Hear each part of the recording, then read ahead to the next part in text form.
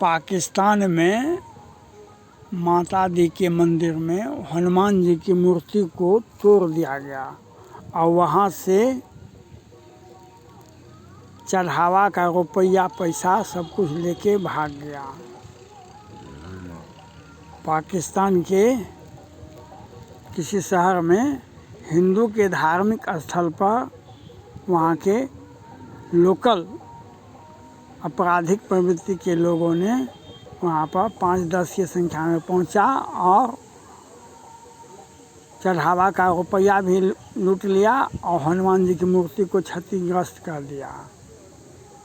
माननीय पाकिस्तान के प्रधानमंत्री शहबाज साहब और पाकिस्तान के राष्ट्रपति महोदय और पाकिस्तान के न्यायालय से मेरा अपील है, अभी पाकिस्तान हम भारत से अनेक तरह का मदद चाहता है, क्योंकि अभी चीन के प्रेम में, चीन के लव में श्रीलंका का दिवालियापन हो गया।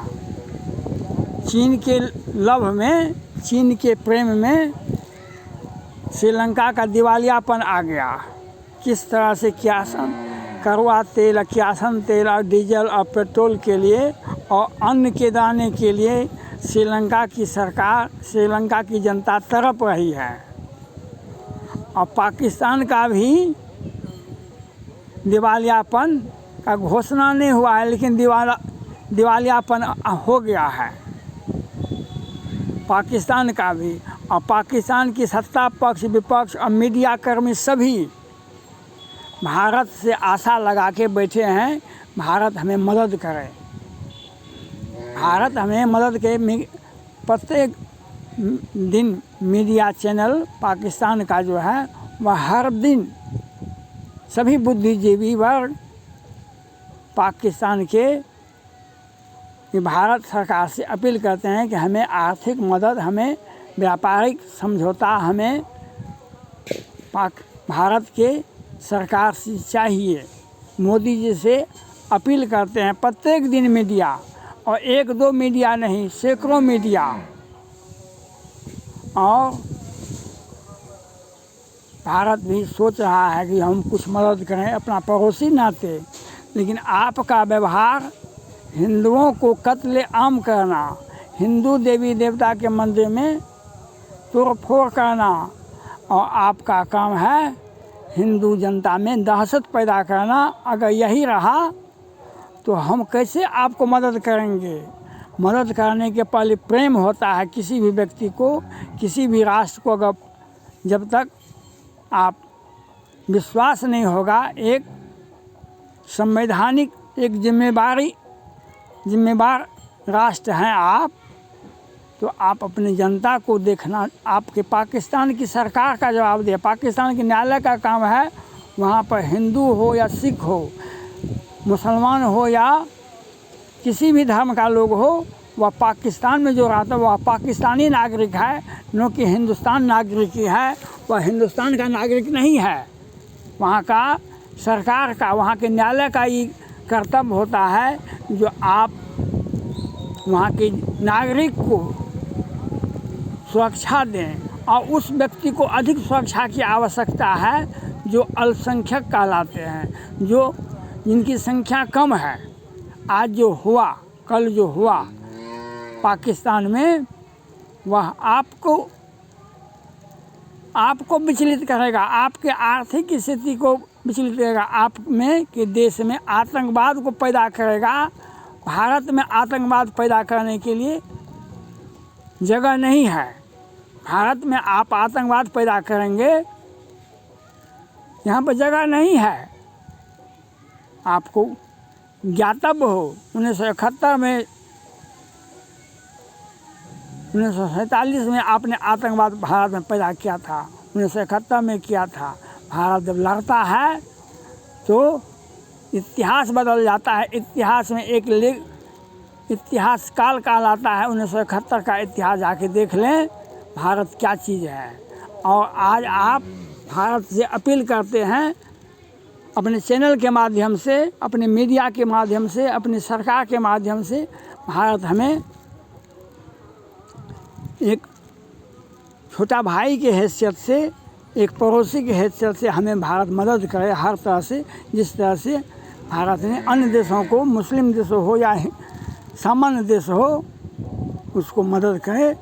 जिस तरह से गेहूं हमने अफ़गानिस्तान में भेजा, वहाँ पाकिस्तान भी गेहूं चाहता है भारत का, क्योंकि आटा का भाव वहाँ के पेट्रोल के भाव से ज़्यादा है, जो आम जीवन के लिए आवश्यक है, अति आवश्यक है।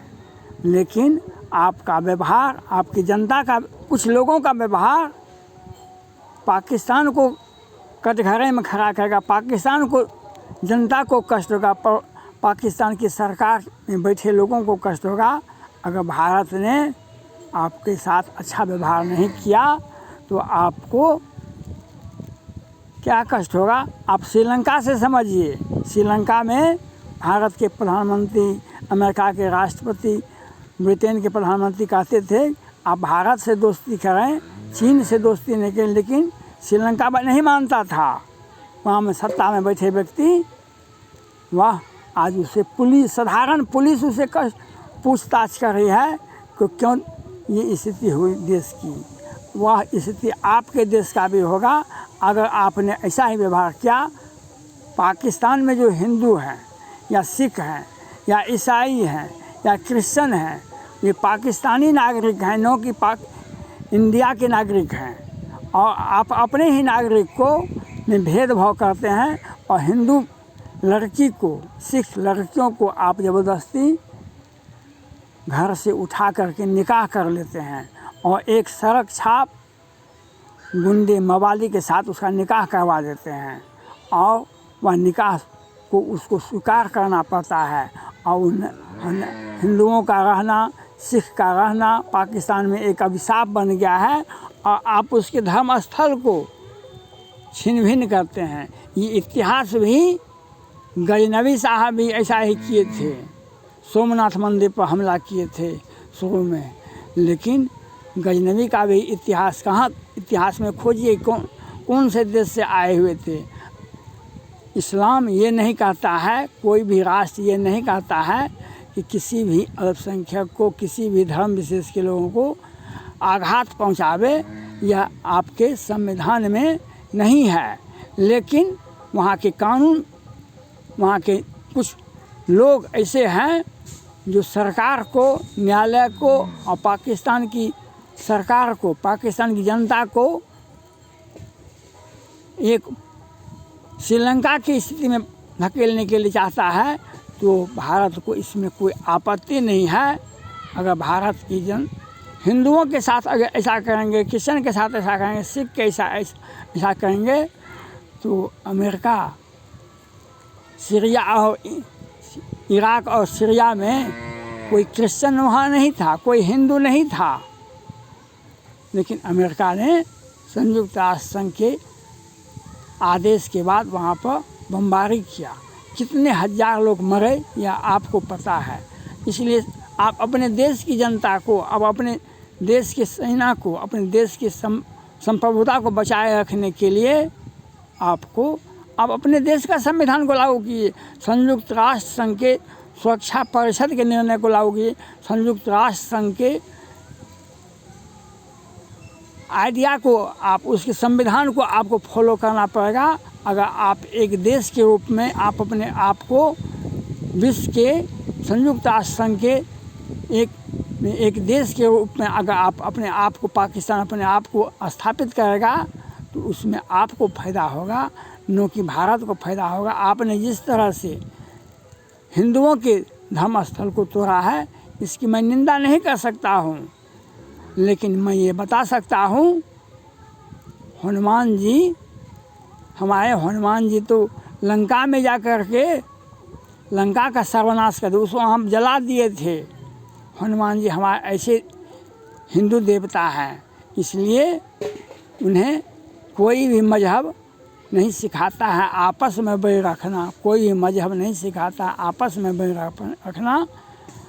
और हम पाकिस्तान की न्यायालय से, पाकिस्तान की सरकार से, और पाकिस्तान के मीडिया चैनल से, और पाकिस्तान के आम जनता से ये अपील करना चाहते हैं, आप हमें, आपको वही हम देंगे जैसा आप हमें देंगे। अगर आप हमें कटुता देंगे, हमारे हिंदू भाई सिख भाइयों को आप तंग और तबाह करेंगे, हमारे मंदिर और मस्जिद को, हमारे मंदिर को तोड़ेंगे, तो हम तो हमारे देश के राष्ट्रपति हुआ करते थे अब्दुल कलाम साहब, वो उन्हें मिसाइल मैन की संज्ञा दी गई थी, उसे मिसाइल मैन से संबोधित सम्मान दिया गया था। हमारे देश में मिसाइल है जो वह 15,000 करोड़ तक, 15,000 किलोमीटर तक जाता है। अग्नि 5, अग्नि 4 नहीं, अग्नि 6 बन के तैयार है। आप इस बात को समझें, भारत बैठा रहेगा भारत में, भारत की सरकार, भारत की सेना, उसे कहीं जाने की आवश्यकता नहीं पड़ेगी। वह चीन को भी और आपको भी एक मिसाइल में आपका काम तमाम हो जाए। और आप में कोई क्षमता नहीं है प्रतिरोध करने की, आपका प्रतिरोधक क्षमता नहीं है।